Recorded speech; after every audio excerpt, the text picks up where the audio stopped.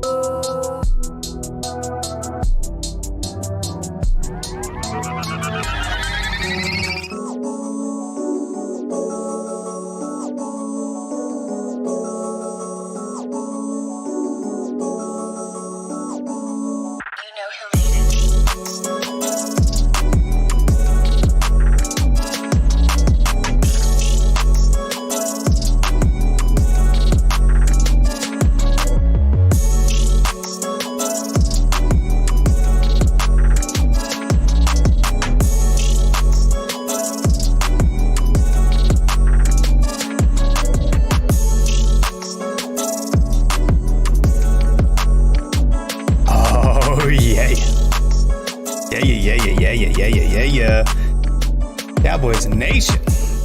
How we feeling? How are we feeling? We have built a contender. It's one of those things that we haven't seen in a long time, in recent memory at least. Welcome in. I am Striker Lighthearter. This is the Striker Sports Network. Listening to the Celestial Cowboy. Y'all, when is the last time these Cowboys have put together a type of off-season like this? I'll wait. I mean, legitimately, I can't think of one time in recent memory that we were in April, a couple weeks before the draft, saying we're pretty set. You know, like we won't really have a whole bunch that we need to go out and get. We don't have a whole bunch that are glaring holes. We're not going to come into the season and go like last year, go, well, you know, we got a pretty solid roster. I mean, literally before the season, me and my buddy are predicting, you know, maybe 10, 11 wins, win a playoff game. You're not going to do much after that, especially if you run into San Fran. And sure enough, that's what happened. This offseason, it's like totally flipped on its head. I mean, we're obviously cautiously optimistic because Cowboys Nation, we've been here before.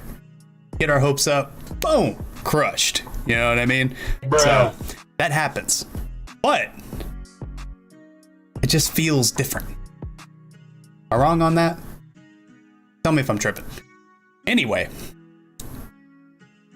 that conversation is for another day. I'm going to do a little mock draft blog, and we're going to talk about it here on the channel probably next week or so. A little pre-draft primer, if you will. So we're looking forward to that. Can't wait for the draft to get here. But for today, we're going to talk about Dak Prescott, why he will dominate 2023. Have 3 reasons. And y'all, without further ado, let's get in it.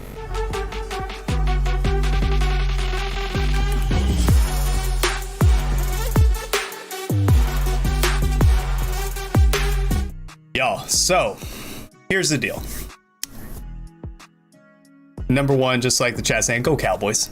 That's the first thing we need to get into when we come into here. And thank y'all for listening and tuning in. Make sure you like the video, subscribe to the channel if you haven't already. Helps us out a lot, and we love you. But as far as Dak goes, I threw a little article out there, and it's titled 3 Reasons Dak Prescott Will Dominate in 2023. So, there's been a lot of discord lately in regard to Dak Prescott. A lot of it is a little off the wall. Some of it's very fair. So we're going to be fair. but we're also going to be realistic as to what I think this man can accomplish this season. So there's been questions about his ability to be the quarterback in general of the Dallas Cowboys moving forward, whether he can cut down on the turnovers like he had last year, so on and so forth. I'm going to tell you why he's going to have a big 2023, and let's lead right into it, solving the INTs. Let's not kid ourselves for a second here. This may sound like a homerism. Dak did not have a bad season in respect to total quarterback play.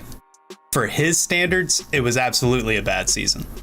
But if we're just going off of pure numbers and just like how the offense looked, especially a lot of the games, it's easy to say, just take away the turnovers there, here and there, and you're looking at elite quarterback play. It was true, but you also can't take the turnovers away necessarily. But it did get crazy overblown, especially when you have Mike Martz, and we're going to look at that here in a second. When you have Mike Martz coming out and like defending Dak on his interceptions and saying, hey, you know, there's a good portion of them that were his fault, and like, what are we doing? And that's how I feel, and I feel like that's how most people feel. But then they were just all getting attributed to him, like they were all 100% his fault. And I'm not sure where the nuance has gotten lost, or where our desire to kind of attribute blame on a football field is gone. But, you know, not all INTs are the same. You know, they're not all the same. Each INT tells its own little story.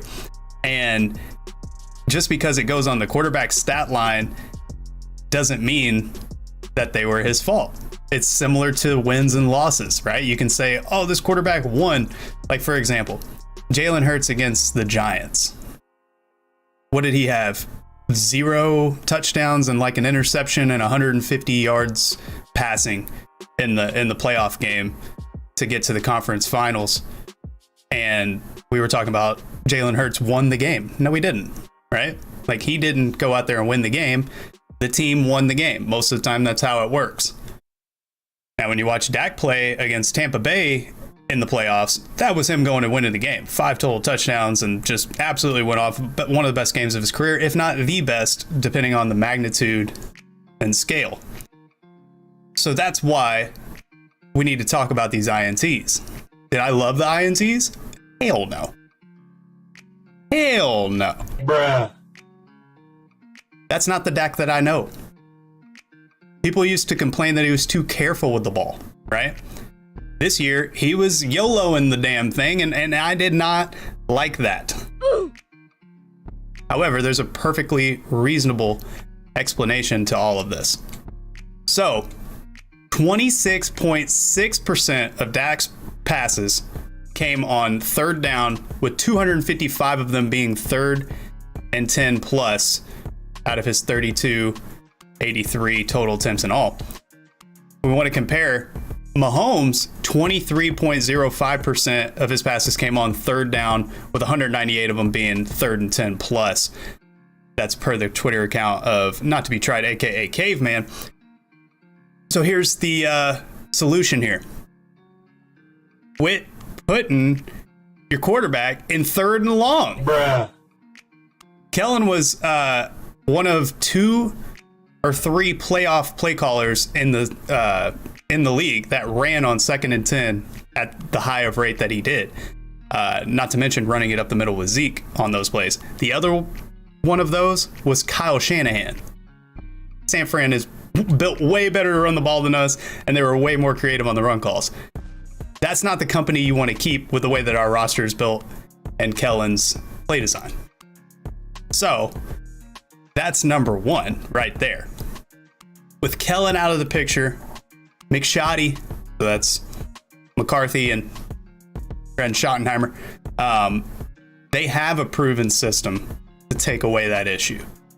So it can be being more creative running the ball in general, but probably most of the time it's not going to be running up the middle on 2nd and 10 to get us to 3rd and long, to get Dak pressing, to look into double, triple coverage like we saw him do, like in the Tennessee game as well. We were right before half. I think we're in a 3rd and long, or we're at least long down in distance. And here he is pressing at the end of half, and he throws it, tries to fit it into Dalton Schultz. I mean, would you like Dalton Schultz to maybe cut the ball off or come back to it a little bit? Yeah, but you just don't make the throw, right? Speaking of, I want to just take a look at a couple. I'm not going to watch the whole video. I'm just going to take a look at a couple of the Mike Martz video here. So this is from the 33rd team, and we're just going to listen to Mike Martz break down these interceptions. Not all of them, but I just want to look at a couple. Mike Martz is an offensive legend in the NFL, so I kind of care what he has to say on film. So let's just take a listen. Some of these interceptions are just hard to understand, and you look at this in terms of the receivers. On this play, you're going to get pressure out the slot, which means you got man-to-man on the outside. And so if you just hold it right there real quick, right there, stop it. And the slot receiver, the quarterback, Dak, is going to try and get him on a crossing route. But the inside defender popping out of there is going to pick him up. So he gets doubled in essence. So perfect example right here. This is 3rd down, and this is one of the first drives of the game. Look at this play design.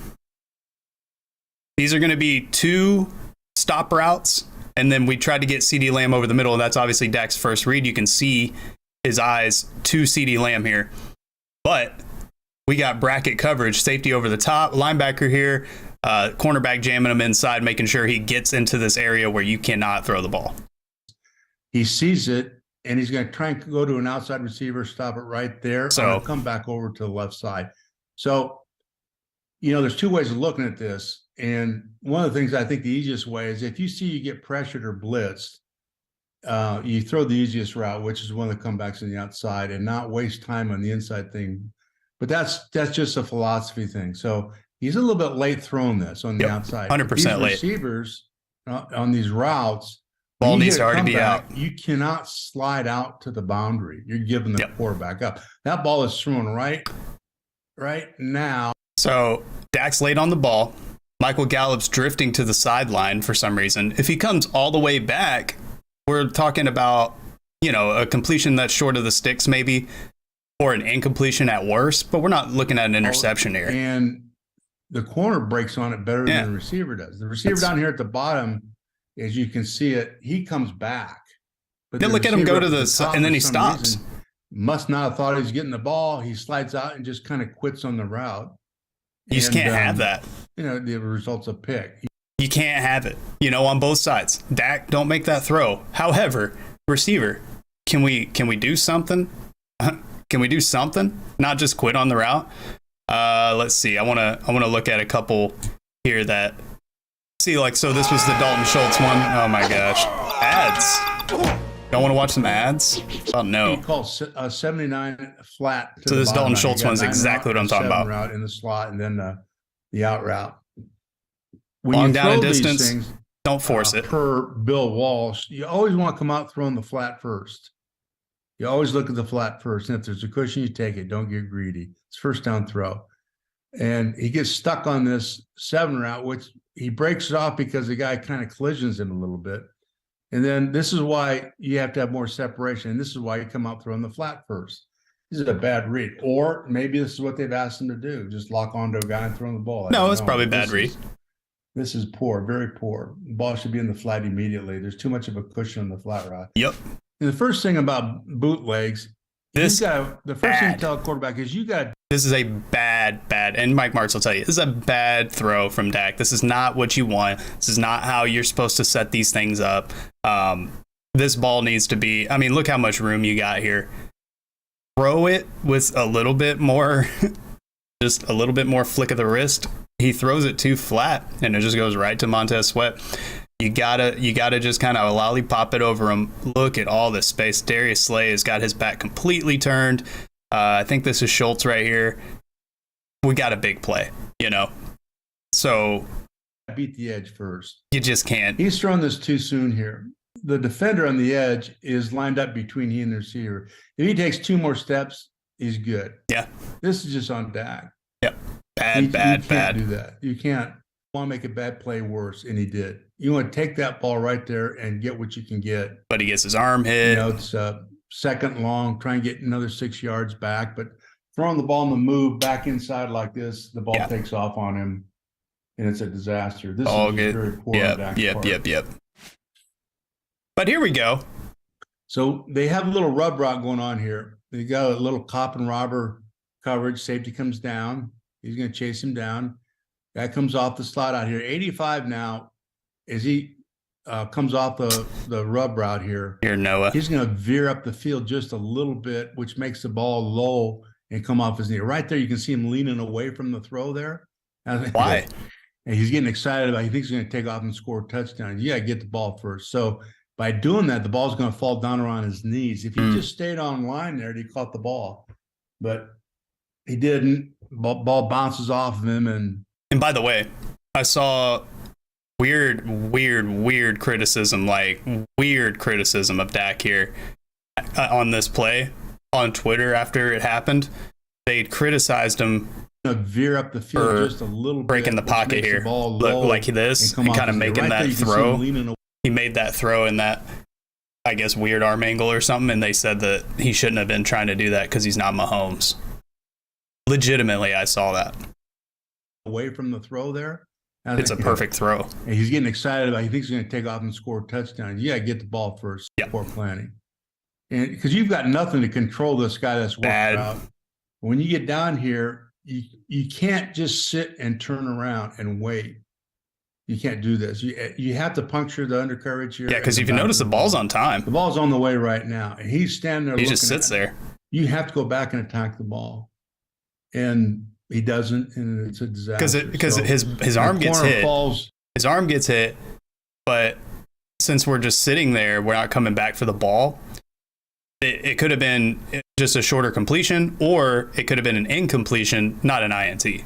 Is a quarterback. That's Mike Martz's point. That corner is reading your eyes all the way. You have to feel that. He can kick the ball out to the swing here, but there, if you're over the top. Oh, this is the one that got everybody riled up. He seemed it inside, which is good. Check this out. No pressure from the corner, so he's got soft hands. We'll call soft hands or soft corner. At that point, you know you can get him going. Now stick your foot in the ground and snap it underneath him right there. If you hit and come back underneath it, that corner's his momentum will carry him, and you'll come right back underneath him. Yep. But when his cut, he rolls 4 yards gradually up the field. You know, my wife can cover that route, to be honest with you. It's just a horrendous route. So his wife can cover it. On a 7, on tight coverage, you got to be really sharp and tight in the cut and snap it and come underneath that guy. The other option that we had always given our receivers, if you're even, you're leaving. So right there, if you're over the top of that guy, just take off and go. See the quarterback back there? He sees it. He'll see it. And you don't have to stick your hand up or anything. You practice that, of course. But in what we used to do, in that situation right there, we'd let him take it high. But we also have on teams that, depending on the personnel, we said, no, don't take it high. Stick your foot in the ground, come out of it. So that's interesting. I didn't really pick up on that the first time I watched it. It kind of does look like Dak is waiting for him to hit this vertical because it's an option route, I'm sure, because Kellen loves option routes. That's kind of interesting that we were hearing maybe he should have just keep carrying that because the safety's right here. It's wide open field. Dak can just put it right here for a touchdown. But he opts to do this, and watch Dak kind of hitch. There's 2 ways of doing that, but you ought to win either way. No matter what you do with that, this is just a horrendous route. Ball's thrown. See, look, he kind of hitches because I think he was ready to throw this deep route right here, but he hitches because he realizes Gallup's going here, and he goes, "Oh, okay, well then I'll just throw it to you." But Gallup's not doing anything. Like he's not winning the route. He's not getting underneath, and Dak's already in the middle of throwing the ball. So he's like, "Hey, I'm about to throw it to you deep." Oh, okay. Well, I'll just throw it to you right here. And it's still on time somehow. But look at Gallup. He's about to fall on the ground. And Gilmore's just like, thanks. He just kind of bends it and runs right into the corner. It's just horrendous. Like I said, we're not going to watch every single one, but you get the point. These are the types of things I feel go away after that.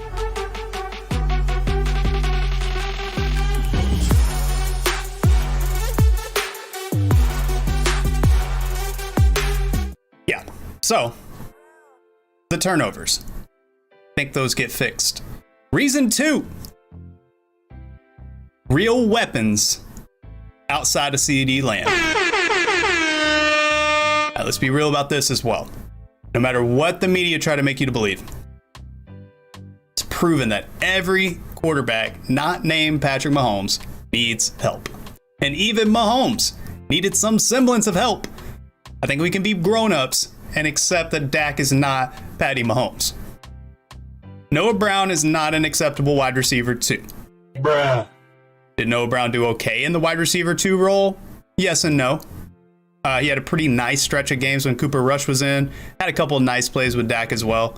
However, for every nice play, we're having 2 or 3 drops or bad plays. Most notably, the drop against Jacksonville, pick 6.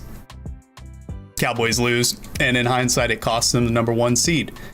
Getting real weapons outside of Ceedee Lamb and it not being Noah Brown, who's a career wide receiver 4 or 5, the difference between the wide receiver 2 and the wide receiver 4 is huge and massive, and that's why those wide receiver 2s get paid. This is going to help. Insert 1 Brandon Cooks. He was acquired for a 5th and 6th round pick from the Texans, and this offense has the potential to explode under a new play caller. Cooks is not only a straight line speedster, but can cook, see what it did, you underneath and get the yards after the catch as well. Taking a look at the film, Cooks is still that dude at the top of the route. His speed puts a lot of pressures on DBs. So whenever he double moves, they're not able to match. The top of the route, he can get him to do whatever he wants to do. He's not as savvy as like Amari Cooper when it comes to running routes. Obviously, Amari Cooper's top 3, top 2 route runner in all of football. But his craftiness is super underrated and something that I don't think anybody's given Brandon Cooks credit for is that subtleness. And he's doing it to veteran cornerbacks as well. He'll eat on young ones too, but he does it on the old heads as well. He's very, very, very crafty because you have to respect his speed. That's something, an element that we tried to get with T.Y. Hilton, and it worked to an extent with T.Y. But with Brandon Cooks, this is a whole nother level. The guy's 29 years old. He's still got it. He's been a 1,000-yard receiver every single place that he goes. And I think he might get him 1,000 yards here as well. So not only does that help out Dak, but it's going to help Gallup out also, which is the next piece of the puzzle. Gallup has been the best, or has been his best, in the X/wide receiver 3 role. So that X is an X receiver out there like the Dez Bryant role. Very few route combinations that guy runs. Has his own role, right? That's not a wide receiver 2 role. That's either a wide receiver 1, like if you're Dez Bryant, you're the X receiver, they can't stop you, like Calvin Johnson too. Or you're like a third option and you have a niche, right? That's Gallup. Not a knock on him, but that's who he is. Last year, he was not healthy, mentally or physically. There were some reports talking about his mental health. But physically, it definitely showed up on tape. We just watched it against Stephon Gilmore. Not fighting through routes. We watched it against San Fran on this video too. Not fighting through routes and just kind of giving up, not trusting his body to change direction. Look at this guy behind me. This is Michael Gallup. That's who Michael Gallup is. Now, I think he can be back to doing what he's good at. And I expect a more 2019 Gallup than a 2022 Gallup. Reason 3. It's going to really piss some haters off. A proven history. Every time the media and fans run with a narrative on Dak, it gets corrected the very next offseason. He holds the ball too long, right? That was a knock a few years back. Fixed. He isn't a true pocket passer. 2019 came along. Fixed. He's not aggressive enough. I don't think you can say you can't say anything about his aggressiveness now. That is fixed. He throws too many INTs. Is this offseason's flavor of the week? TBD. However, I'm just going off of track record. It will be solved this offseason. It will be solved for 2023. Those are just a few examples of Dak acknowledging a hurdle and overcoming it in just one offseason. The guy's a machine when it comes to the work that he puts in. The guy has a full-on football field in his backyard, aka the Dak yard. Add in the fact that he's been statistically in the top, 5 to 7 of every single major category measuring QB play. You should feel pretty good about the future with number 4 at the helm. He continues to prove the loud critics wrong, and I expect him to do it again in 2023.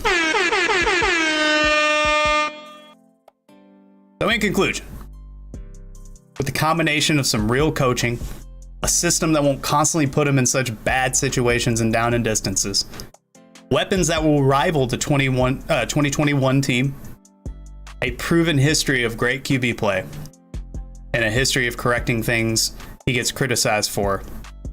Put that all together, you get a dominant 2023 for Rain Dakota Prescott. Y'all, let's talk about the final word. So, obviously, the biggest piece of the puzzle, it's always the quarterback when it comes into all of these. Hey, we're needing to see if we can contend. We need to see if we can really be one of those ones. We got the defense. We added to it with Stephon Gilmore. And we'll talk about the Cowboys building a contender on a different podcast probably next week. But we already got that side set up. This is the best defense Dak has had since he's been here. It's not even close. This is going to be elite. Have real proven coaches with skins on the wall calling the offense now. We don't have someone that's coming in there and doesn't understand situational football. We're getting rid of the option routes. We're adding quarterback-friendly concepts. We have healthy and better weaponry than last year. 2023 is going to be very, very fun. Yo, we are going to get up out of here. We're going to let you get back to your Saturday. We really appreciate you tuning in, and we just love you. But please make sure that you're hitting the like button, subscribing to the channel, so that we can bring you more high-powered content in the future. Y'all, until next time, I am Strike-R Lighthearter. Take it sleazy. Peace.